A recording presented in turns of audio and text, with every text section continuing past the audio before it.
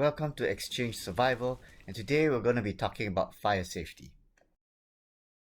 There are 4 factors to consider in fire safety: checking the environment is safe, checking your safety equipment is working, checking your food is fresh, and checking if your equipment is in working order.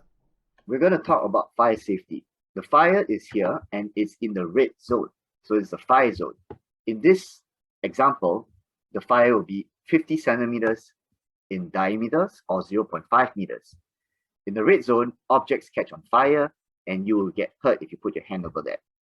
In the yellow zone, the operating zone, it will be about an estimate of 3 meters wide. Okay, that's based if and only if the fire is about 0.5 meters big.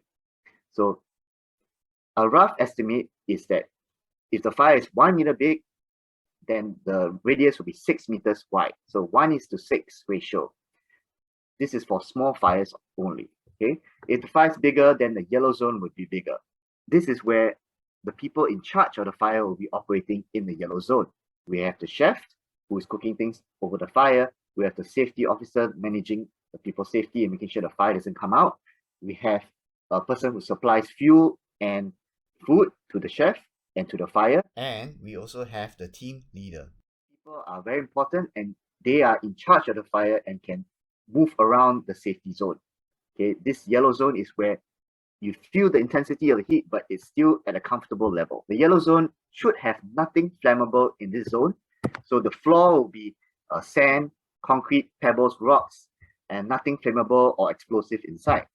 And nothing hanging over the yellow zone, such as trees, branches, or even building shelters. Prevent the fire from burning the shelter or the trees. In this yellow zone, you never leave the fire unattended. And at all times, you must have one person there with the safety equipment, look after the fire and control the size of the fire. The green zone is where people can chill out. You can have tents there. You can have leaves and trees. You can have your camping gear and even the fuel. If the fire red zone is bigger, then the radius will be bigger. If there are other fire pits around the area, they are advised to be non-overlapping. The green zones should not be overlapping. It should just be slightly touching each other, or even if you want to be more safe, more space between each other. This is to prevent people, if there is a panic or the fire starts spreading, the people in the yellow zone would be running around to put out the fire, and then they will not hit the other people in the other yellow zone. Most important rule is never leave the fire unattended, and if you are attending to the fire, make sure you have safety equipment ready to control the fire. Now we will talk about safety equipment. Always check the expiry date of the fire extinguisher. This is dry powder. Okay, so it works well for gas stoves, electrical fires, and normal fires with wood. So this is a good fire extinguisher to use for the gas stove. Alright. And also, if you do not have a working fire extinguisher, you can always use a bucket of water to put it out, the old-fashioned way.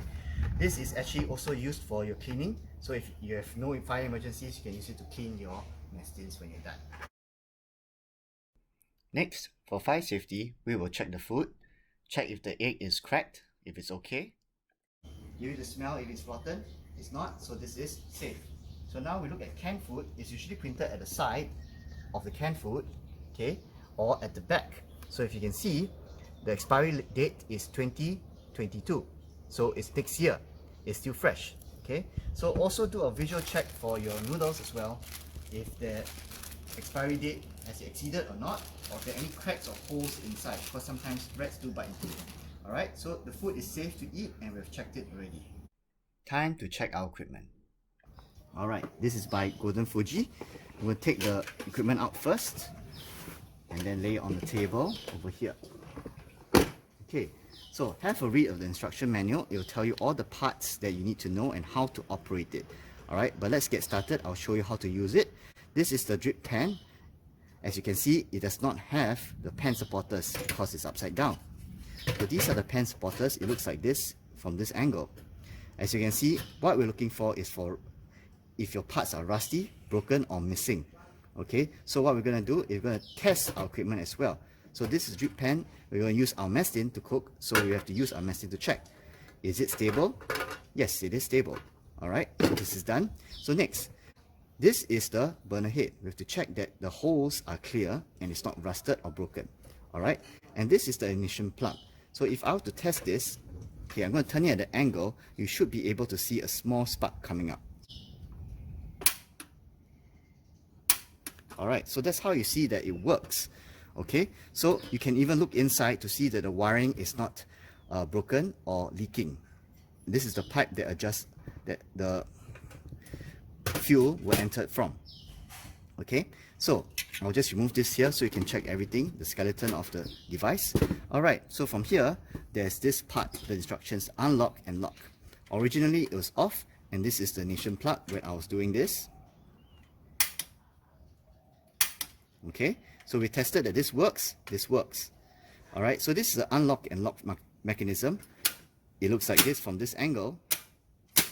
Okay, and it looks like this from this angle. So we have tested that all these parts are moving in correct sequence. Later on, we're going to put the gas tanner inside to test if it works as well. Okay, and this is where you put the nozzle in. This hole is where you put the nozzle in for the gas canister, and this latch is for you to put the knob in. I'll show you what I mean. Okay, so now we are done with checking the gas canister. Visually, it looks fine. There's no cracks, no rust, everything's in order, and it's stable. That's the most important. So this is what we're going to check next. We're going to check the butane fuel cartridge. Okay, even though you hear liquid inside, it's actually compressed gas. Okay, so read the instructions carefully. This is flammable, and if it all ignites at once, it's explosive. So be careful, do not leave it in the sun. And if you hear any leaking, please put it away or contact your teacher or the distributor. Next, what we're going to do is, if you're going to check for leaks, put it into water and see if there are any bubbles that pop up. Okay, so next we have to check the nozzle. Is it bent, broken, or missing? So this is a fully functional nozzle. Nothing's blocking it, and nothing is bent. Okay, also check for any dents or holes in the gas canister, as it's very dangerous when you start igniting it. Alright, so that's the end of our equipment check. To summarize fire safety has 4 things we need to look out for. First, checking the environment. Never leave the fire unattended and make sure your safety equipment is nearby. Number 2, checking the safety equipment is working so that you can control the fire. Number 3, checking the food is fresh. If you're handling the food, avoid dirtying your hands. Number 4, check if all your equipment is in working order before you begin. Always remember to have adult supervision when working with fire. Don't forget to like and subscribe to XChange Survival.